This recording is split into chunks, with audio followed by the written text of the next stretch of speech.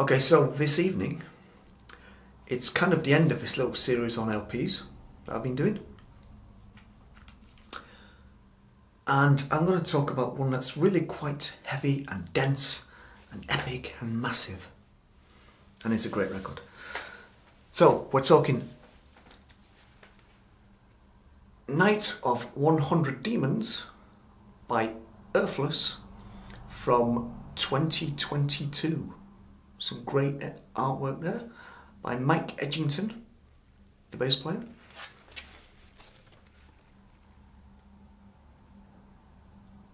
Really quite epic, just like the music.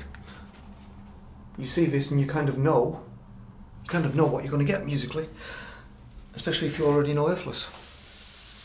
So it consists of basically two songs. The title track, Night of 100 Demons, and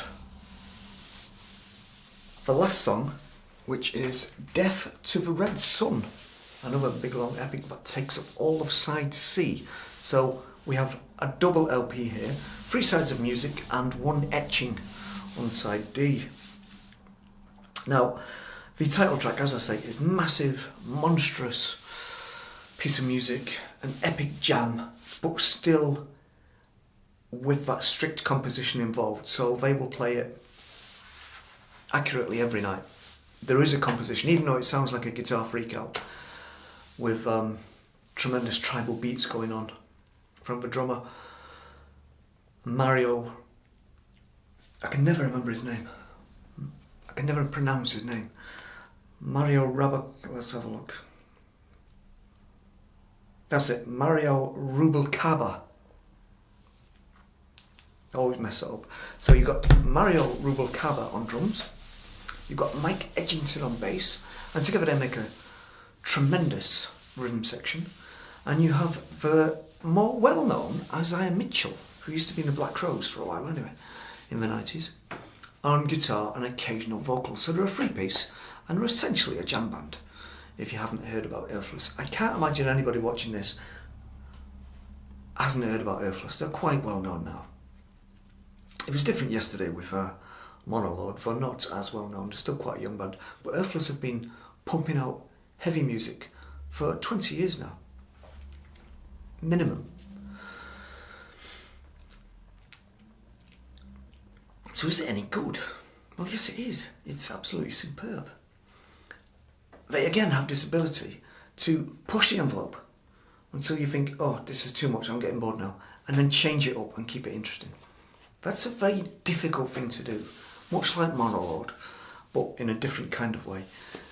These guys, Earthless, have that ability again to keep it interesting, which is important. Now, I saw them on this tour, and they were exceptional. I got down the front. It was at a little place in Manchester called Gorilla, which I'd never been to before. Tiny little place, possibly only 200 people there, which is a bit of a shame because it was an awesome event and there should have been more people to witness the intense brilliance that is Earthless live. It's the first time I'd seen them, and I would definitely go again, despite the problems with the ears, because that gig left me completely deaf, almost. I couldn't hear a bleeding thing for a couple of days. My ears were ringing. Anyway, it didn't matter because it was great. And it was great to get a really good look at all of them, because they're not particularly dynamic on stage as far as movement goes. They're dynamic musically, obviously. So it was really great to get a good look at them right up close and see just how intense and how much concentration is required to play that music. I was watching Mario, again, I've forgotten his last name. I was watching Mario on the drums, and he's almost playing with his eyes shut, almost. The amount of concentration, absolutely superb to watch, and frightening to witness, but in a good way. So if you haven't heard this particular effort from Earthless, you really should give it a go, because it's truly excellent. And apparently some of the riffs on here go back 20 years, in so much as they were written 20 years ago, but never actually recorded until now. A lot of this was recorded during the international pandemic, when they actually had time to actually construct music like this. They wanted to make the title track a lot shorter, just one side, but they realised they really couldn't. So because they had the time to actually get out and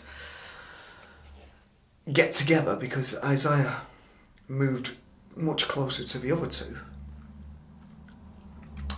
Mike and Mario, he moved much closer to them during this pandemic period, and so they were able to get together a bit more regularly and really develop this piece of music into the awesome song that it is now. Well, piece that it is now, because it ain't no song. Whereas on Black Heaven, which came before that, there were more songs on there, and apparently they found it really difficult to just do chorus, bass, chorus in that particular way, because that's just not what they do. So this record harks back to the original, very first Earthless album, which was again full of very long, heavy, dense pieces, and is terrific. And again, you should hear that. From the Ages it's called, and it's superb.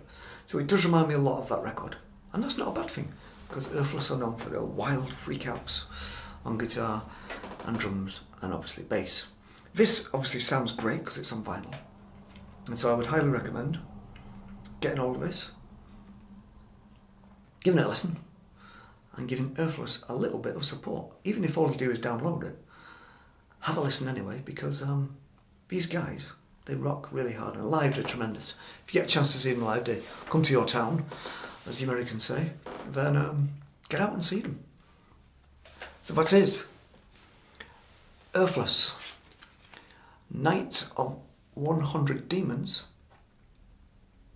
from 2022. Just a little bit about the artwork. It's based on Japanese folklore. Apparently they have a night of 100 demons in this folklore. And basically if you go out on that night, you're dead meat, you're finished.